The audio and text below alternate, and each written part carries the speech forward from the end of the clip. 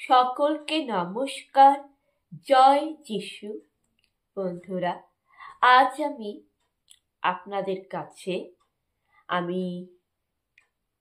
আলোচনা করব আমাদের এই ভারতের প্রকৃত দেশপ্রেমিক কারা আর আমাদের ভারতের প্রকৃত ভারতবাসী কারা, এবং আমরা পশ্চিমবঙ্গ ওয়েস্ট বেঙ্গলের অরাজকতা দুর্নীতি বিষয়ে আলোচনা করব যে একজন প্রকৃত সৎ শিক্ষিত পুলিশ কাকে বলে, একজন সৎ প্রকৃত শিক্ষিত পুলিশ কাকে বলে। আলোচনা করব আমাদের ভারতের ইতিহাস সম্পর্কে। আলোচনা করব কিছু বাস্তব কঠিন চিরন্তন সত্য নিয়ে। তো বন্ধুরা, সঠিক তথ্য আমি তুলে ধরার চেষ্টা করছি। যদি ভুল ত্রুটি হয় তো মার্জনা করবে। তো বন্ধুরা, শুরুতে আমি একটা খবর বলি, নিউজটা বলি, মানে যে বিষয়ে আলোচনা করব তাতে একটা নিউজ দেখেছিলাম। তো এই নিউজটা যে বিষয়ে আমি আলোচনা করতে যাচ্ছি সেই নিউজটা হলো, বন্ধুরা, মহারাষ্ট্রে, আমি মুম্বাইয়ের কথা বলছি, মহারাষ্ট্রে মুম্বাই একটা লোকাল ট্রেনে, যেরকম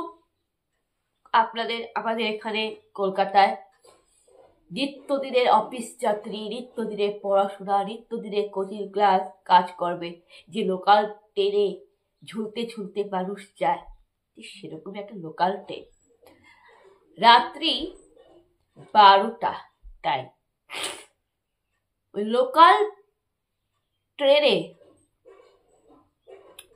রাত 12টা কি রাত 10টা হবে নাকি, কিন্তু রাতের বেলা, গভীর রাত,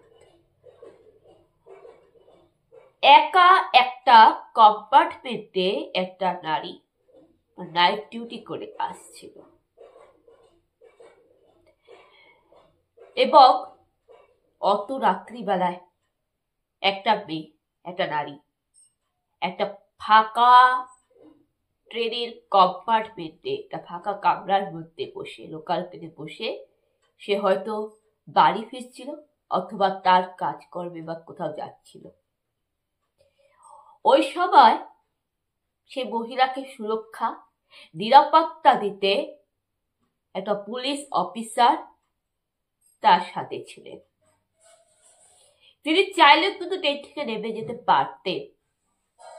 ওই ট্রেনে পুলিশ অফিসারও ওই ট্রেনে কোথাও আসছিলেন এবং তার ডিউটি ছেড়ে, অন ডিউটি পুলিশ অফিসার ছিলেন, তিনি হয়তো কোর্ট কাজের থেকে কাজ ছেড়ে, ডিউটি ছেড়ে তিনি ফিরছিলেন, তিনি কিন্তু নেমে যেতে পারতেন।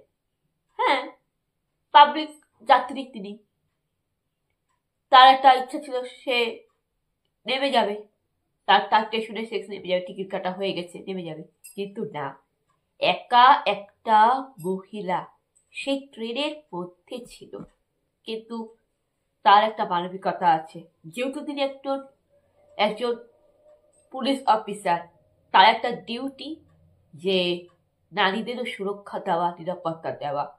কেননা একা একটা মহিলা ট্রেনে করে কোথাও যাচ্ছে বা বাড়ি ফিরছে, তো ইমার্জেন্সি সিচুয়েশনে অনেকেই পড়ে।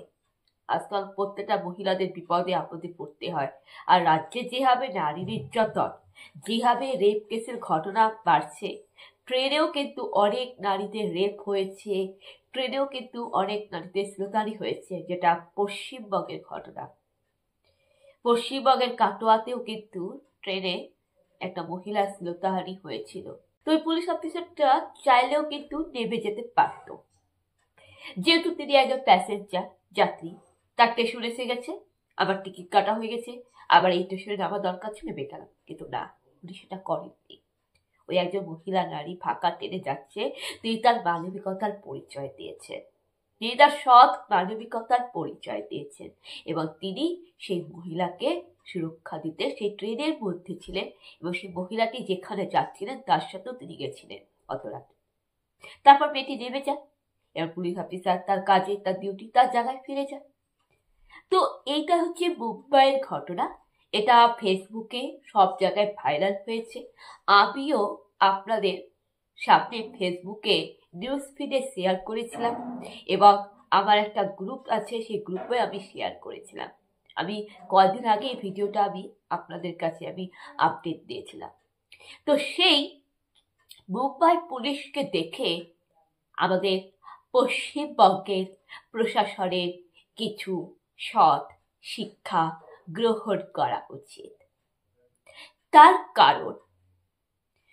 কারণ আমাদের পশ্চিমবঙ্গ হলো এমন একটি রাজ্য যেখানে পুলিশ কাজের কোনো কাজ করে না এবং অকাজের কাজ করে বেড়ায়, চোরেদের দালালগিরি করে, দুর্নীতি নেতাদের দালালগিরি করে, অপরাধীদের আড়াল করে। এমনকি আমাদের রাজ্যে নারীদের কোনো নিরাপত্তা নেই, মা বোনেদের কোনো সুরক্ষা নেই। রাত্রিবেলায় একটা মেয়ে বাসে, ট্রেনে, ট্রামে, রাস্তাঘাটে যাতায়াত করতে করতে, ফাঁকা ট্রেনে, ফাঁকা কামরায়, ফাঁকা বাসে যাতায়াত করতে করতে, অথবা কোনো ট্যাক্সিতে, অথবা কোনো টোটোতে আক্রমণের শিকার হচ্ছে, নির্যাতনের শিকার হচ্ছে বাস চালক, বাস কন্ডাক্টর, ট্রেনের কোনো সহযাত্রী সহকর্মীদের দ্বারা, অথবা টোটো চালকের দ্বারা, অথবা প্রাইভেট টিউশনি থেকে পড়তে পড়তে আসতে পাড়ার আড্ডা ছেলেদের কাছে। এরকম নানা রকম ভাবে মেয়েরা নির্যাতনের শিকার হচ্ছে, কিন্তু কোথাও কোনো পুলিশ নেই, কোনো সিসিটিভি ক্যামেরা নেই, কোনো সুরক্ষা নেই। ইমার্জেন্সি কলে কোনো রকম সাহায্য চাইলে ইমার্জেন্সি পরিষেবা পাওয়া যায় না। এটা হচ্ছে পশ্চিমবঙ্গ। তাহলে পশ্চিমবঙ্গে একের পর একটা ধর্ষণের ঘটনা কেন হচ্ছে? কেন বারবার খবরের কাগজ পড়লে 5 বছরের শিশু কন্যা ধর্ষণ, একটা গৃহবধূকে ধর্ষণ, বাড়িতে ঢুকে একটা মেয়েকে রেপ করে দিয়ে যাচ্ছে, প্রাইভেট টিউশনি পড়তে আসতে গিয়ে একটা ছাত্রী রেপ হচ্ছে, বাসে ট্রেনে যাতায়াত করতে গিয়ে বাসে ট্রেনে একটা মহিলার ধর্ষণ হচ্ছে, রাস্তাঘাটে কোথাও নাইট ডিউটি করে ফিরছে বা কোথাও কোচিং ক্লাস করে ফিরতে গিয়ে কলেজ ছাত্রী রেপ হচ্ছে। এরকম হামেশা নারী নির্যাতনের ঘটনা রাস্তাঘাটে বাইরে কেন হচ্ছে? কেন মেয়েরা রাস্তাঘাটে বাইরে স্বাধীনভাবে, সুস্থভাবে, নিরাপদভাবে চলাফেরা করতে পারছে না?